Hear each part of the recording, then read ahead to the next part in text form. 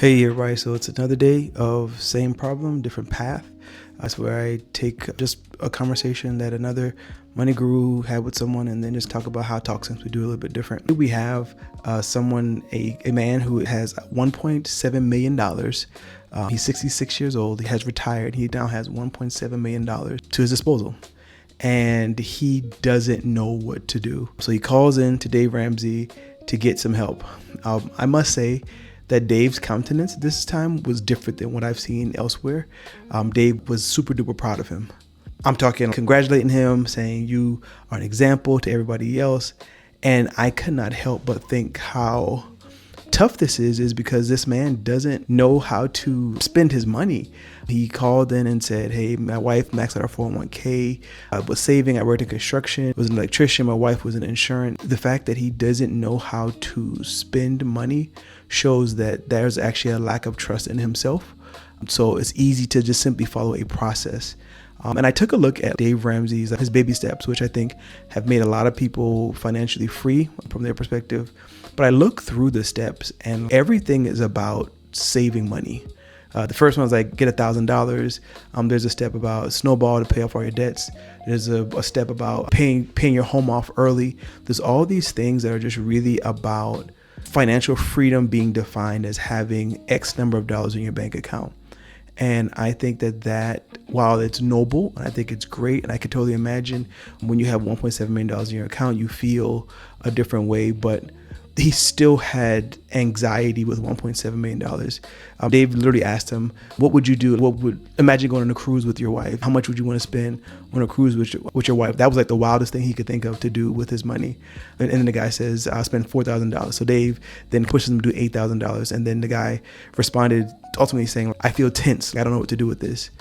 So money isn't the actual problem. The dollars and cents in your bank account potentially aren't the problem. I think some people would say, but Dwight, if I had $1.7 million, I would do X, I would do Y, I would do Z. Well, this guy lived 66 years, married 35 years, did all this saving. And in his mind, he said, when I get to, and have this forward thinking perspective of once I get to this place, then I will feel better. And I think that is, again, noble, but I do believe that it is problematic because it means that you are unable to find peace within your financial situation today. Be that if you have a little bit of money, be that if you have a lot of money.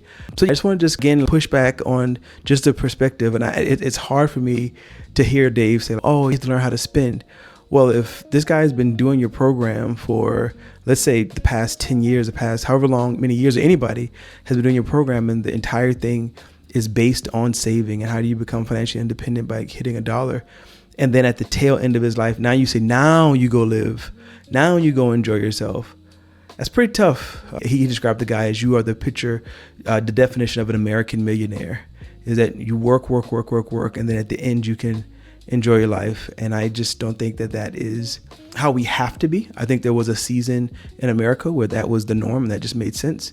But I think that we don't have to be that way. Of course, the other side of the coin is frivolous living, but we're just trying to just talk through the idea of not being able to spend at all and not feeling comfortable spending. So yes, I just want to just share that story again.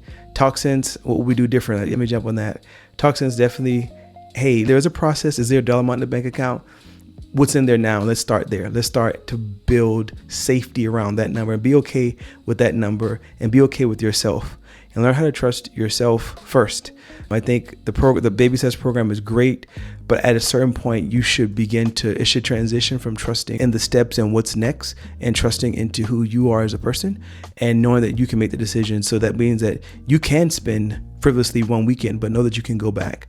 But Talk Sense, we try to make sure that you build confidence and that you don't just have confidence in a system. We want to build confidence in who you are as a person and the decisions that you make and help you to make the right decisions for yourself. So that's my take on this. This one was tough because I just see so many people that really, this is their story. They believe that once they get that $1.x million or $1 million or $500,000, that it'll all be better. Have a good day. Talk sense, making sense of where you are. No rush, no shame, no pressure. Now we start with cause.